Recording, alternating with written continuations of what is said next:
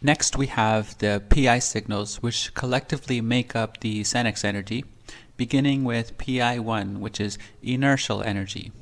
Now, inertial energy is a kind of seatedness and a lack of motion, but not out of a rigid constraint of the body, but instead due to the body rather just sinking inertially, viscously, back to a default that is non-energetic.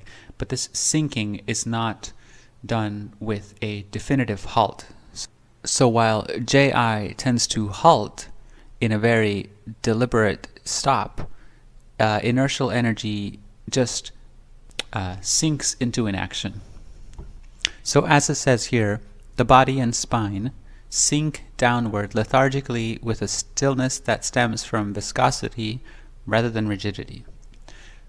This is probably the best GIF here, and what we see is he's in a chair, yes, and he's sinking into the chair. The chair is not mandatory, of course. The point being that the chair demonstrates the way that the body falls.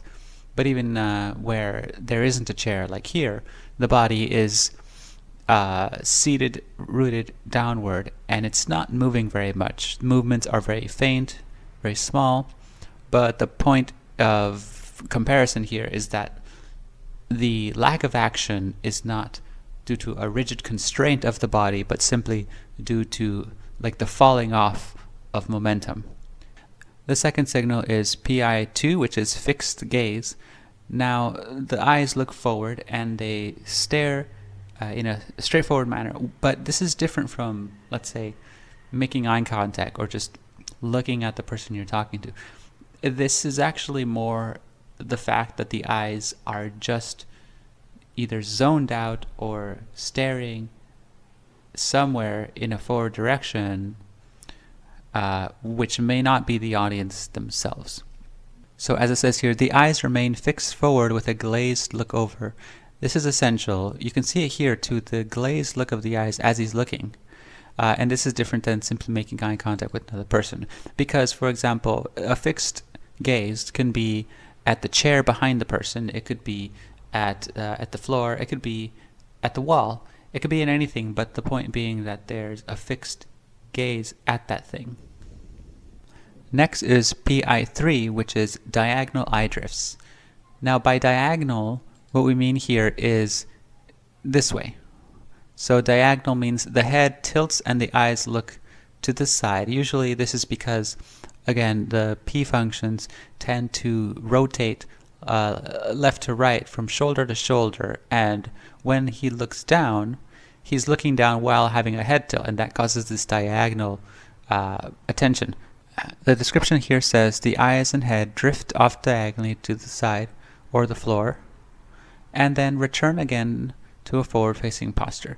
So the complete activity of the signal is both the drift and then the coming back. And then once again drifting and coming back. This is kind of a pattern that defines the signal. The next signal is PI4, which is worldview rambling. Now this is our first audible signal, which means that it requires the incorporation of what is being said into the signal.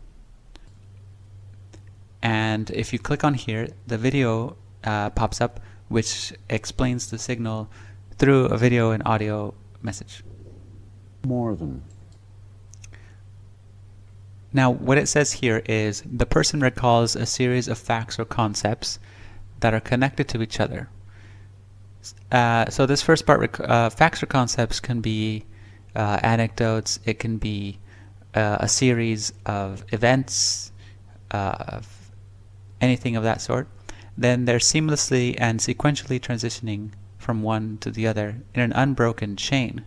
In other words, there's a continuity between these facts, concepts, or what have you, that they glide from one to the other in an ongoing chain. And this is done with no discrete or single point to get across outside of the sharing itself. In other words, as the rambling is happening, they're not stopping to make a claim, to support a claim, to relay an axiom, to differentiate a dichotomy. And none of that is being done. Simply the act is in the narrativism itself.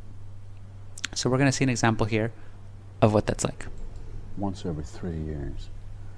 That's an old rule of thumb that people who know better than I do follow. And I think I've come about every year for about 10 years. I think I've done about 10 shows here. What's new, of course, and so that helps.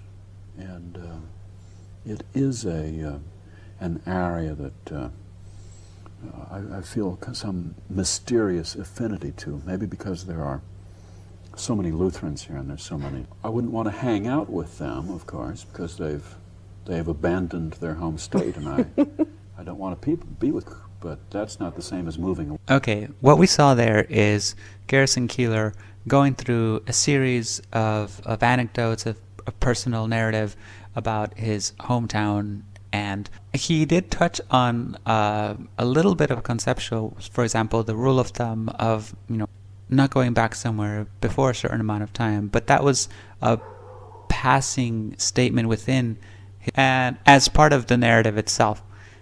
So he was not making any point as much as he was simply providing concepts within the narrative itself. And lastly, we have PI5, searching scowling. Now this is deceptively similar to diagonal eye drifts, but it's actually not the same thing.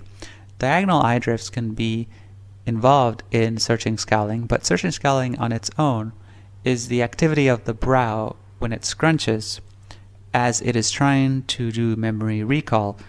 And it says here, the person scowls as they scan their surroundings, often towards the ground, as if searching for a lost item.